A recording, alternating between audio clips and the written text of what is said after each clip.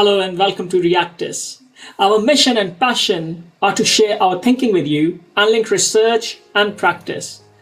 We focus on a topical leadership or management issue in a live unscripted dialogue.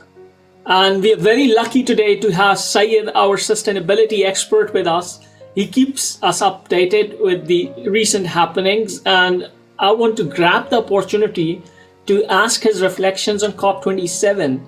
Syed, directly to you on COP27. What do you think about COP27? Can you share with our audience the outcomes? Sure, Imran, but I need to be very blunt and very upfront that I am disappointed with the outcomes of this COP27.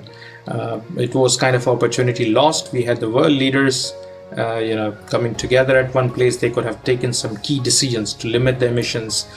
Some implementable clauses could have been designed in this event to limit the emissions and limit the global warming. But forgetting all that important agenda, what they have focused on is to put a fund together, which will be called Loss and Damage Fund.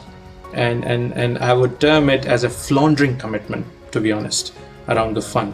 Why would you say a floundering commitment? A fund is always good. Won't it help the business community? Well, Imran, the fund has been set up to help the nations which will be on the forefront of the loss which will be caused by the climate change. So my first problem with setting up this business is with this fund is that somewhere the world leaders are implicitly assuming that we have already lost our race against the climate change, right? And we know that damage is going to be there. And so let's put our first aid together. Let's put our resources together to help the nations which would be at the forefront of the loss. So that's my first problem with this one. The second problem is around the key questions that need to be asked. That who is going to put how much money into this fund? How this money will be used? For example, is your flood more important than my drought? Who's going to decide this? Because Imran, we are on a kind of a race where we have to limit all these damages. But even after setting up this fund, they have not answered these questions, and that's the reason why I call it a floundering commitment. Sorry if I'm being pedantic here. No. That's absolutely okay. I'm thinking on the other end. Won't it solve the unequal distribution of wealth issue? Won't it allow the developing countries to receive that money and develop themselves further? Won't it create a business opportunity for them? Yes, Imran. In that terms, when we talk about the business opportunity, I would say that on one hand, the businesses which are operating in the developing nations, where we think, because with the science we already know where the climate change is going to impact a lot. We know where those places are. The businesses operating in those places might get some help from this one. But let's not forget where this money is to come from. This is going to come from the developed countries where we think that the damage is going to be limited, less. And don't forget that this is going to bite into the bottom line of the businesses, because it is going to increase the taxes on the businesses. So somewhere it is going to create some opportunities, but it's not kind of a creating opportunities. Rather, it is kind of compensating for the losses which are going to happen here by getting the money from the businesses which are probably operating in the developed countries. So for me, it does not really making sense. It's kind of a vicious cycle, isn't it? You should have rather spent this money. You should have rather put this fund into the place to help these businesses limit their emissions, rather than let the emissions be coming out of these businesses. Let there not be any help for the business to limit their emissions. And once the damage is done, you have decided to put the money together from the developed countries to help the countries which are going to be damaged. Does it make sense to you, even? So I'm just thinking that okay, I've been I've heard that the speeches that some of the world leaders made at that stage who felt very committed. So don't you think that there is substantial evidence backing their speeches towards the commitments that's basically what you're challenging, in other words? I'm really very conscious of how much harsh I may sound on this radio, but Imran, being honest, there is a nexus of science, policy, and then the business community. the practice in there. We have to be led by the science, isn't it? We cannot let the politics lead the policy and the practice and let the science be in the back door. No, we can't do that. But believe you me, that's what has been happening. So what is science saying here then? I will tell you. 28th of November, Imran, 28th of October, there is a report out by United Nations Climate Department. I'm probably forgetting the exact name of that department, but the report is called Emissions Gap Report, published on 28th of October 2022. The report says that there is no credible way we can reach to limit the climate change to 1.5 degrees C. There is no credible way. What is 1.5 degrees C? Imran, we have to limit the temperature, we have to limit the global warming to 1.5 degrees C. And that is only possible if we would have reached net zero emissions by 2050, right? We already have kind of lost that closing window of opportunity. This is what this report says.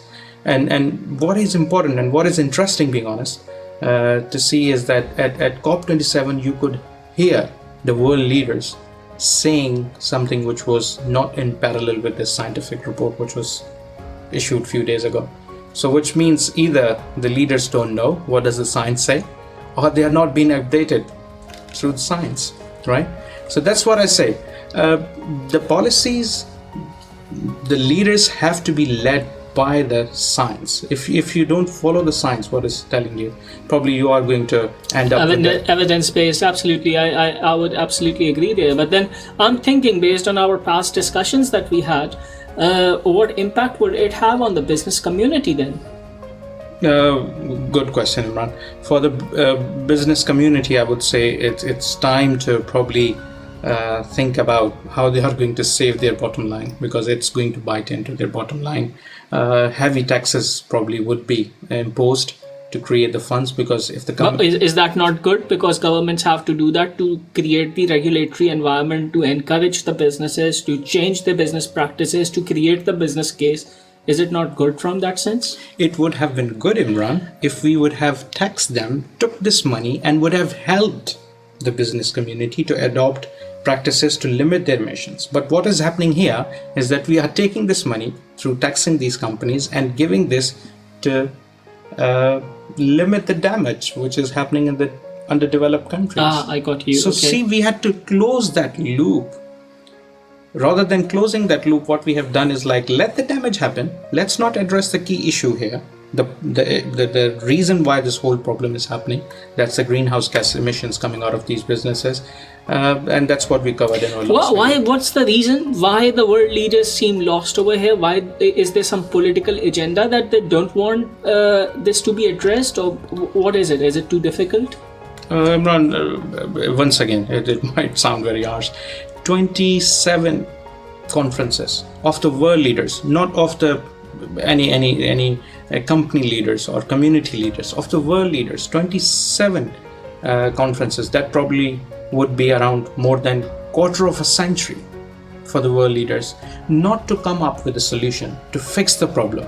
They meet up, they make commitments which have actually no practical or pragmatic impact. Being honest, every time there is something which is to be decided in the next COP. For example, even with this fund, Imran, what they have decided is that all of these important questions, who is going to fund, who's going to put money into this fund, how it will be invested, what would be the other mechanisms around this one, all these key questions have been left unanswered to be discussed when?